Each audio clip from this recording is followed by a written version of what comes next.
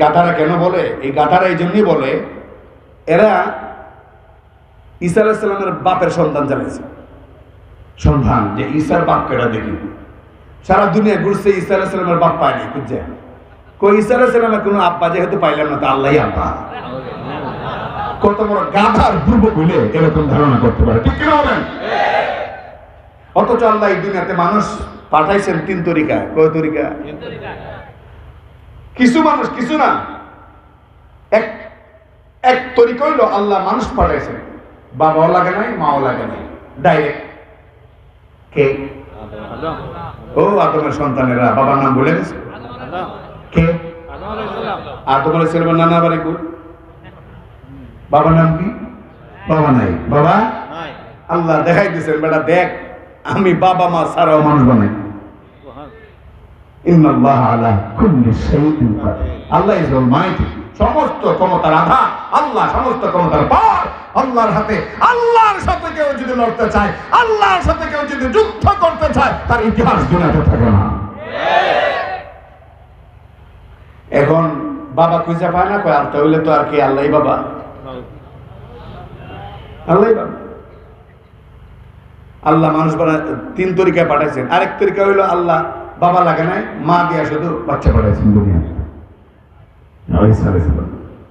আর বাকি বাদ বাকি আমরা যারা আছি, আমাদের মাও আছে, বাবাও আছে। তুমি ঈসা আলাইহিস সালামের বাবা যখন পায় না, কয় তাহলে আল্লাহই বাবা। অথচ ঈসা আলাইহিস সালামকে আল্লাহ পাক তার কুদরতের নিশান হিসেবে পাঠাইছেন। কিতাবের মধ্যে আছে মারিয়াম আলাইহিস সালাম, তিনি থাকতেন বাইতুল মুকাদ্দাসে। হঠাৎ করে জিবরাইল আয়েশা বললেন, মারিয়াম তোমার পেটে আল্লাহ পাক একটা পুত্র সন্তান দিলেন। সুবহানাল্লাহ কইবেন না? মারিয়াম আশ্চর্য হয়ে গেলেন, বললেন বলো কি? কোরআন শরীফে আছে এগুলো আয়াত, বলো কি কোনো পুরুষ আমাকে স্পর্শ করে নাই, কোন পুরুষ আজ পর্যন্ত আমাকে স্পর্শ করে নাই, তো আমার বাচ্চা হবে কেমনে? জিবরাইল বললেন এমনে এমনে। কেমনে বলেন? কেমনে? এমনে এমনে, মানে আল্লাহ জানতে চান এমনে এমনে। বলতে না বলতেই বাচ্চা হয়ে গেছে, পেটে পরিবর্তন, শরীরে পরিবর্তন। ঈসা আলাইহিস সালাম, মারিয়াম আলাইহিস সালাম পেরেশান হয়ে গেছেন। এমন সময় কওমের গোত্রের কিছু লোক দেখে বলেছে, ও মারিয়াম ব্যাপার কি? বিয়ার সাথে কিছু হয় নাই, কিন্তু তোমার শরীরের অবকাঠামো চেঞ্জ, ঘটনা কি? মারিয়াম কোনো কথা বলেন। ইতিমধ্যে আল্লাহ পাক আবার ওহী পাঠালেন, বললেন ও মারিয়াম শোনো, ও মারিয়াম এদের কোনো কথার জবাব দিও না, তোমার বাচ্চা প্রসব হওয়ার সময় হয়ে গেছে, চলে যাও জঙ্গলে ওই গাছের নিচে, আমি ফেরেশতার মাধ্যমে তোমার বাচ্চা প্রসবের ব্যবস্থা করতেছি। সুবহানাল্লাহ। চলে গেলেন জঙ্গলে। যাওয়ার পরে আল্লাহ পাকের অশেষ মেহেরবানিতে ঈসা আলাইহিস সালামের জন্ম হয়ে গেছে। মারিয়াম কাঁদেন, চোখের পানি ঝরান, ইয়া রাব্বাল আলামিন। এই আগে দে, এখন আগে থেকে গেলে এমন আসু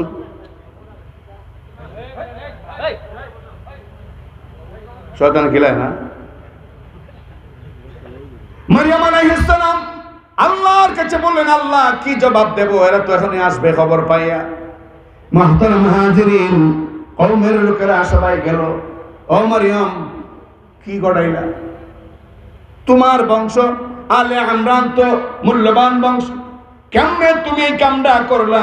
বিয়ের সাথে কিছু হয় নাই, অথচ তোমার বাচ্চা। আল্লাহ শিখাই দিলেন, ও মারিয়াম তুমি ইশারা দিয়া বলো ইন্নী সাইম, আমি রোজাদার।